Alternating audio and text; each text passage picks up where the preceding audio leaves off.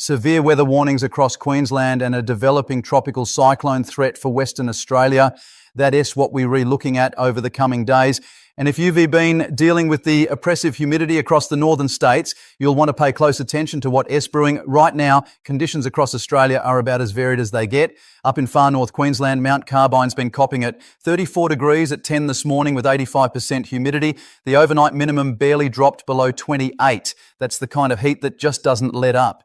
Down in the top end, Darwin has had rain since 6 this morning and it doesn't look like slowing down anytime soon. That monsoon moisture is well and truly in place. Central Queensland S been stinking hot and humid. Alpha S already seen cats and dogs this arvo with decent falls coming through. Meanwhile, Townsville S copped flash flooding that came out of nowhere. That is the unpredictable nature of what we are dealing with right now. Compare that to southeast Queensland and Brisbane. Hot, humid, but bone dry.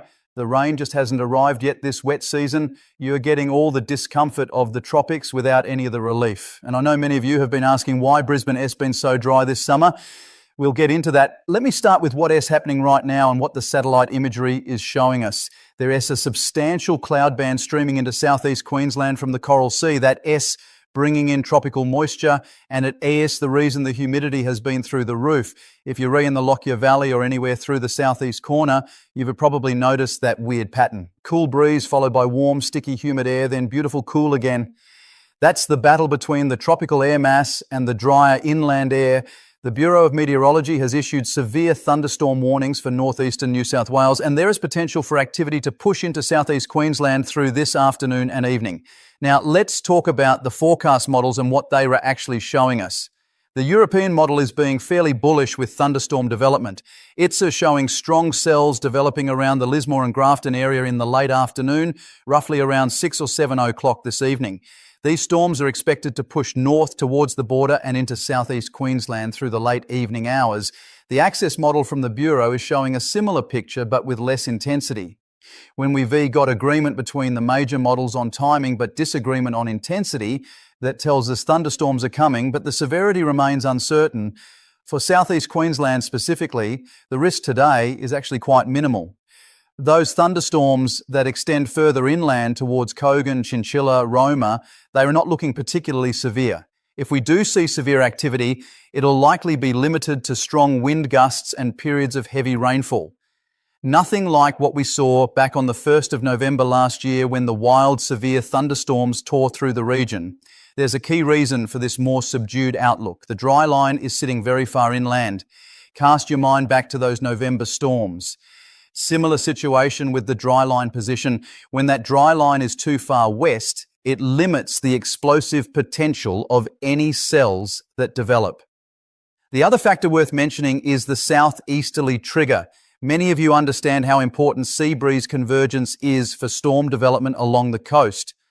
For a proper southeasterly trigger, we typically want to see wind gusts between 30 to 40 knots along the coastline during the afternoon. That is what gets storms really firing. On Saturday, we're re-looking at maybe 10 to 15 knots. That is barely a sea breeze. Without that strong trigger mechanism, storms are going to struggle to get off the ground and reach their full potential. There's a low pressure system sitting offshore along the New South Wales Central Coast. That system is actually holding back some of the thunderstorm potential by disrupting the atmospheric setup we'd need for significant development. Now, Sunday is looking a bit different. The southeasterly flow picks up and we'll see scattered showers with the odd thunderstorm embedded within them. The difference comes down to convective available potential energy, or CAPE as it's commonly known. For those unfamiliar with the term, CAPE is essentially the fuel available for storms. When CAPE values sit between 0 and 500, we are talking about ordinary showers. But when those numbers climb to between 500 and 1500, that S, when we start seeing thunderstorms with heavier downpours and potentially some small hail, Sunday S looking like that elevated CAPE scenario. So expect some decent downpours and possibly some small hailstones, but nothing larger than about 1.5 to 2 centimetres.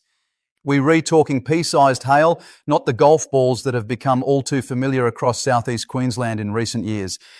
Let me touch on what happened down in Victoria yesterday because it is directly relevant to understanding the risks with these coastal low setups. There was a similar configuration with a low pressure system offshore and cloud tightly wrapped around it. Thunderstorms got jammed up against the Apollo Bay coastline near the Great Ocean Road. The result was 186 millimetres in just 3 hours. That's some of the worst flash flooding Victoria S seen outside the tropics. When these coastal lows get themselves organised and the rainfall becomes persistent over one area, the accumulations can be extraordinary. It's a setup worth taking seriously whenever it appears. Now, for those of you in Far North Queensland, particularly around the Daintree and Cape York Peninsula, here S, where the forecast gets more complicated and frankly more concerning. We've got a monsoon trough setting up that S going to enhance shower and thunderstorm activity from this weekend onwards. Scattered heavy rainfall accumulations between 100 to 400 millimetres are possible across the Cape York Peninsula, along the Gulf of Carpentaria coastline and potentially into the Cassowary Coast and Daintree region.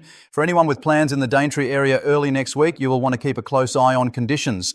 River crossings that are relatively low right now could change quickly.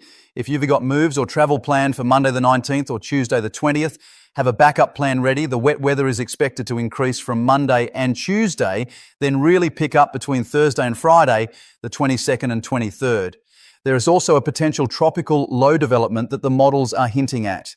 Around the 20th of January, something could form over the Cape York Peninsula area. Now, I have to be upfront here. Forecast model congruency is absolutely non-existent right now. The major models just can to make up their minds about what S is going to develop or where. The chance of a tropical low forming and heading south sits at around 20 to 25% at this stage. That S elevated enough to warrant attention, but not high enough for anyone to be making major decisions yet. If this situation does develop, we'd be looking at a period of wet weather increasing from Monday and building through the middle of next week before potentially easing off next weekend. For those of you who have been through plenty of wet seasons, you know how quickly these situations can change. The models might suddenly come into agreement or the whole thing might fizzle out. That's the nature of tropical forecasting this early in the development cycle. Now, the more pressing concern is developing out in Western Australia, and this one requires serious attention. There is a tropical low expected to form in the Joseph Bonaparte Gulf over the coming days. This system is then forecast to track out into the Indian Ocean and potentially intensify significantly before approaching the Western Australian coastline. The environment this system will be moving into is exceptionally favourable for intensification, minimal wind shear, maximum humidity, warm ocean waters. When you put those ingredients together, you get rapid intensification potential. Normally at this time of year, we see systems get dragged towards the Kimberley coastline prematurely because the jet stream is still relatively far north. But we're getting into late January now, and that jet stream is starting to sink further south. That opens up the possibility of a track that takes this system towards the Pilbara or even down towards the Gascoyne coastline. Major forecast models are showing substantial intensification. We're potentially looking at a Category 3 or 4 system making landfall somewhere along the Western Australian coast. Some model runs are even suggesting Category 5 potential near Port Hedland. Now, I want to be very clear here. This system hasn't even developed yet. We need to wait and see what actually forms in the Joseph Bonaparte Gulf before making any firm predictions about landfall location, timing, or intensity.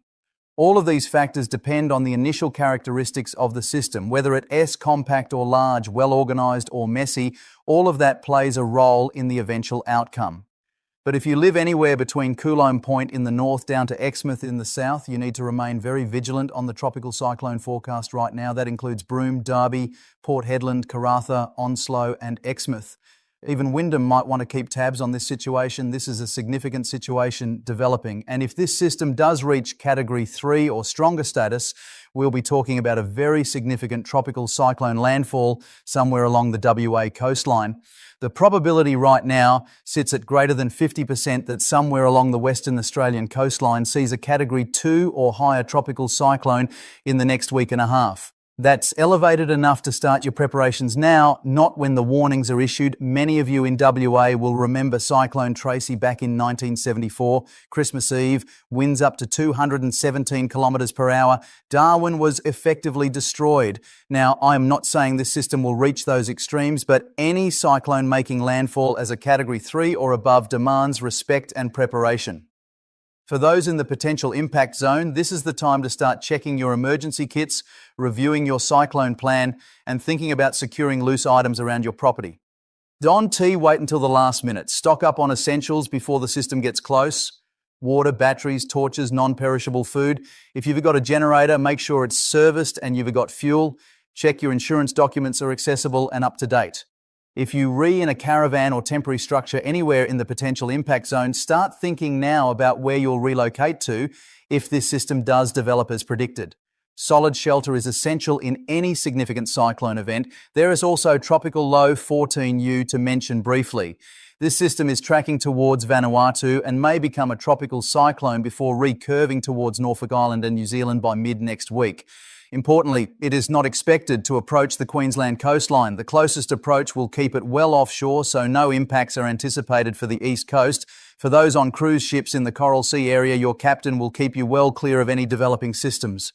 Expect a few showers and thunderstorms, but nothing to worry about beyond that. Now, let me address something many of you have been asking about. Why has southeast Queensland been so dry this summer? The simple answer is that the monsoon hasn't pushed far enough south consistently. We've had tropical moisture sitting over far north Queensland, dumping rain on the Cape and the wet tropics, but that moisture hasn't been able to break through into the southeast corner. Part of this comes down to the positioning of high-pressure systems over the Tasman Sea. These blocking highs have been redirecting the moisture away from the southeast. When you've got a high parked out there, it acts like a roadblock for any weather systems trying to push down the coast. The Madden-Julian oscillation has also been a factor. This climate driver influences where the monsoon sets up and how active it becomes. Right now, we're in a phase that is favouring activity further north and west rather than over the Queensland east coast.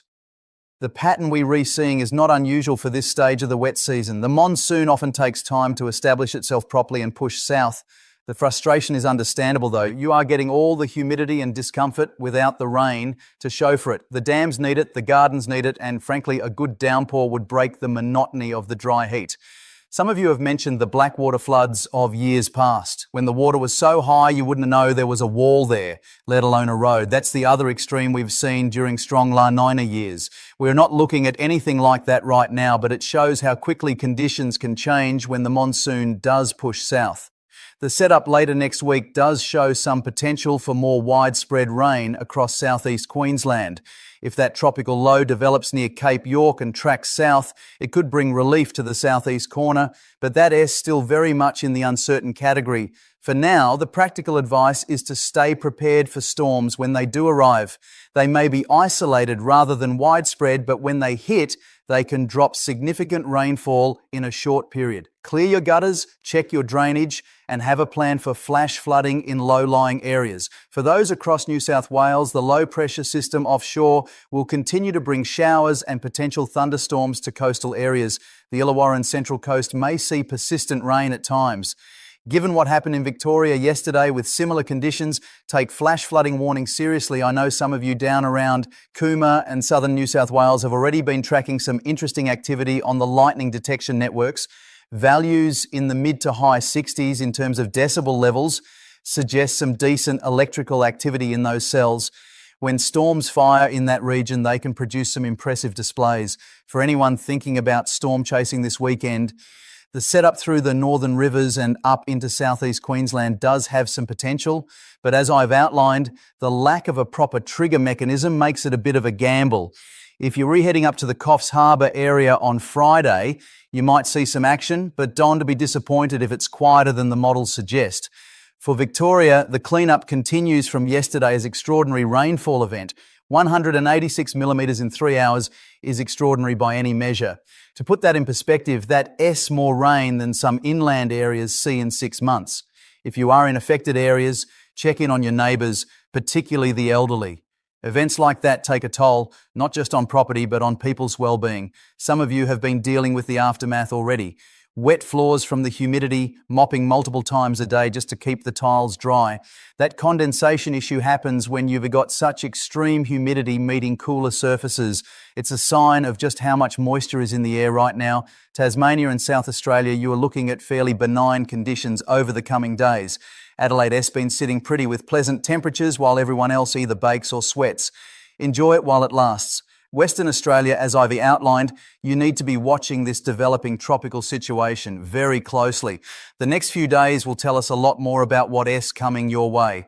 To summarise what is coming up, thunderstorms through southeast Queensland and northeastern New South Wales this afternoon and evening, with moderate risk of large hail, heavy rainfall and damaging winds for the northern New South Wales coast.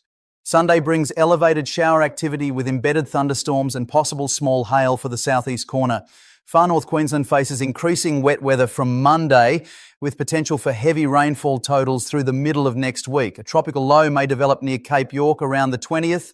Western Australia faces a significant tropical cyclone threat from late next week into the following week. Those between Coulomb Point and Exmouth need to remain vigilant and start preparations now. Keep an eye on the Bureau of Meteorology for official warnings. Stay safe out there, and I'll have more updates as the situation develops. Look after yourselves, check on your mates and family, particularly anyone in potentially affected areas. The weather's been all over the shop lately, and that is not changing.